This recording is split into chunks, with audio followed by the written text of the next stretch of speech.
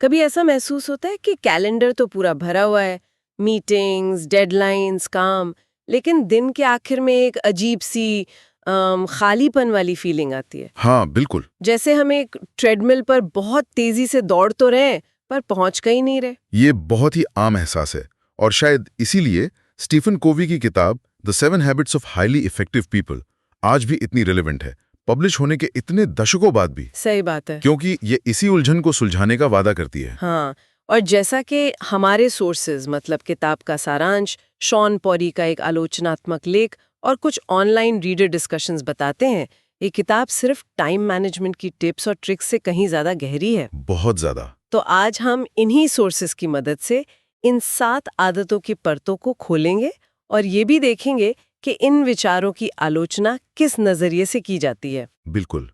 और कोवी अपनी बात की शुरुआत ही एक बहुत बड़े फर्क से करते हैं। वो कहते हैं कि पिछले 50-60 सालों में सफलता का मतलब व्यक्तित्व नीति, मतलब पर्सनालिटी एथिक्स से जुड़ गया है। पर्सनालिटी एथिक जैसे आपकी कम्युनिकेशन स्किल्स, आपकी इमेज, पॉजिटिव सोचने का तरीका, ये सब मतलब बाहर की चीजें हैं। अच्छा, मतलब fake it till you make it वाली सोच। हाँ, कुछ वैसा ही।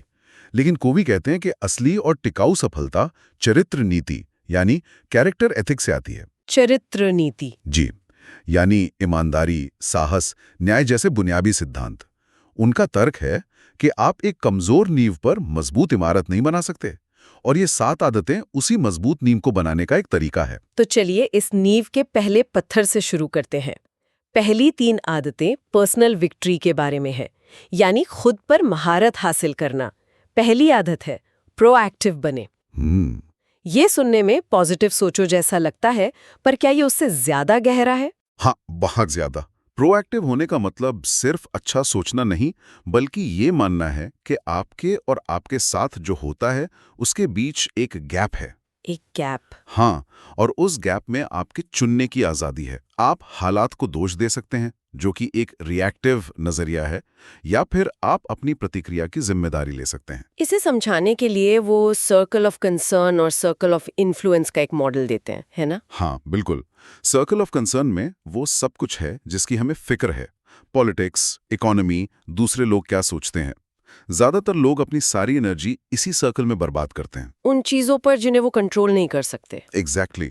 जबकि प्रोएक्टिव लोग अपना सारा ध्यान अपने सर्कल ऑफ इन्फ्लुएंस पर लगाते हैं, यानी वो चीजें जिन्हें वो सीधे सीधे बदल सकते हैं। जैसे? अपनी आदतें, अपनी स्किल्स। हाँ, उनका काम करने का तरीका।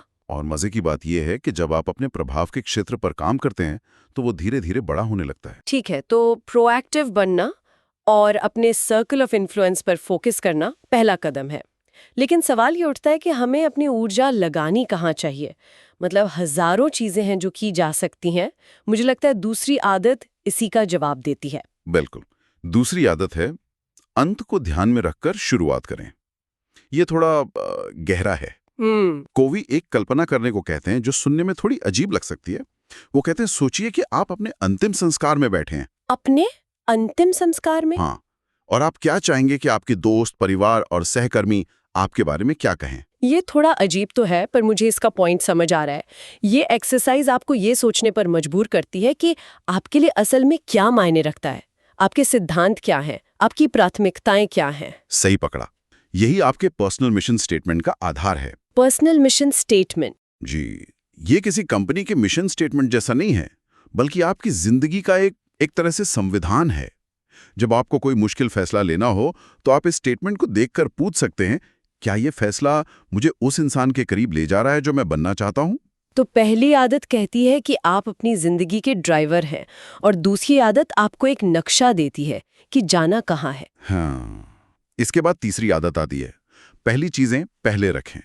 ये प्रैक्टिकल एक्शन के बारे में है ना? हाँ, ये आदत एक्शन और टाइम मैनेजमेंट के बारे में है। यहाँ कोवी का वो फेमस टाइम मैनेजमेंट मैट्रिक्स आता है। वो कामों को 2 पैमानों पर तोलते हैं, जरूरी यानी इम्पोर्टेंट और तत्काल यानी अर्जेंट। और इससे 4 क्वाड्रेंट बनते हैं। हाँ, क्वाड्रेंट 1 में जरूरी और तत्काल दोनों काम हैं, जैसे कोई क्राइसिस या डेडलाइन। क्वाड्रेंट 3 में तत्काल तो है पर जरूरी नहीं, जैसे कई फोन कॉल्स या ईमेल्स। और क्वाड्रेंट 4 तो बस टाइम पास है। हाँ। और हमें से ज्यादातर लोग अपना वक्त क्वाड्रेंट 1 और 3 में ही बिता देते हैं। हम हमेशा आग बुझाने में लगे रहते हैं। लेकिन कोवी कहते हैं कि सबसे प्रभावी लोग अपना ज्यादा से ज्यादा वक्त क्वाड्रेंट 2 में बिताते हैं। क्वाड्रेंट 2 ये वो काम है जो जरूरी तो है पर तत्काल नहीं है। बिल्कुल। जैसे प्लानिंग करना, नए स्किल सीखना, रिश्तों को मजबूत करना, सेहत का ध्यान रखना। सही। और अगर हम अपनी शुरुआती उलझन पर वापस जाएं कि हम व्यस्त हैं पर अधूरे हैं, तो ये क्वाड्रेंट 2 वाली बात सीधे उसी पर चोट करती है। हम शायद क्वाड्रेंट 1 और 3 की आग बुझाने में इतने व्यस्त हैं कि जो चीजें असल में मायने रखती हैं उनके लिए वक्त ही नहीं निकाल रहे। एकदम सही। क्वाड्रेंट 2 में काम करने का मतलब है आग लगने से रोकना, न कि सिर्फ उसे बुझाना। यहीं से जिंदगी में कंट्रोल और सुकून का एहसास आता है। तो ये 3 आदतें हमें आत्मनिर्भर यानी इंडिपेंडेंट बनाती हैं।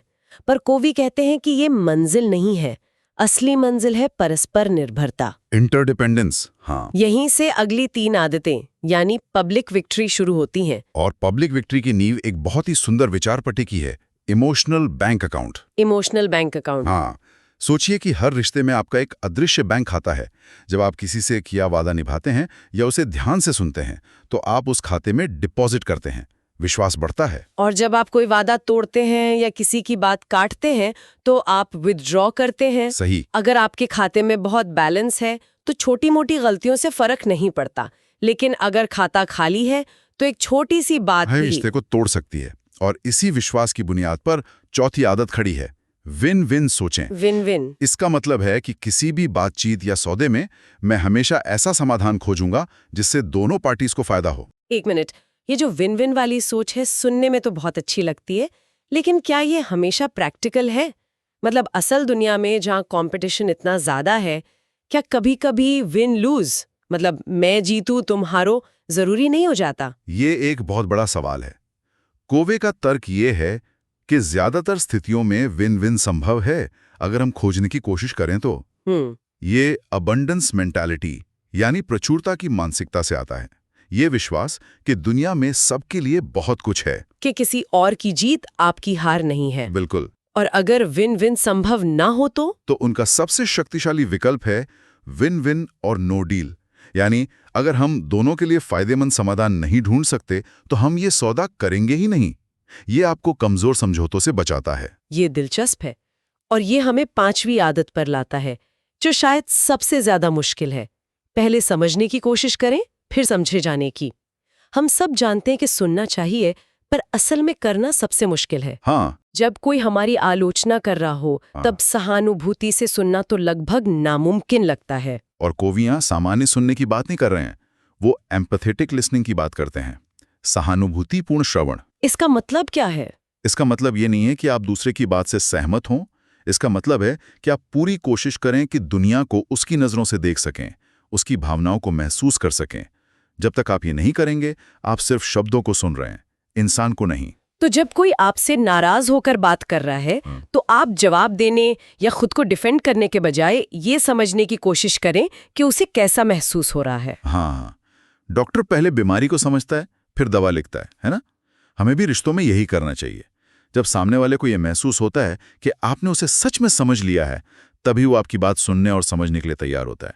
नहीं तो आप कितनी भी अच्छी सलाह दें, वो बेकार है। बिल्कुल बेकार है। और जब लोग एक दूसरे को सच में समझने लगते हैं, तब छठी आदत का जन्म होता है, सिनर्जी बनाएं। सिनर्जी सुनने में कॉर्पोरेट शब्द लगता है, लेकिन अगर मैं इसे सही समझ रही हूं तो इसका असली मतलब है कि असहमति को एक रुकावट नहीं, बल्कि एक क्रिएटिव मौका समझना। बिल्कुल, यही इसका सार है।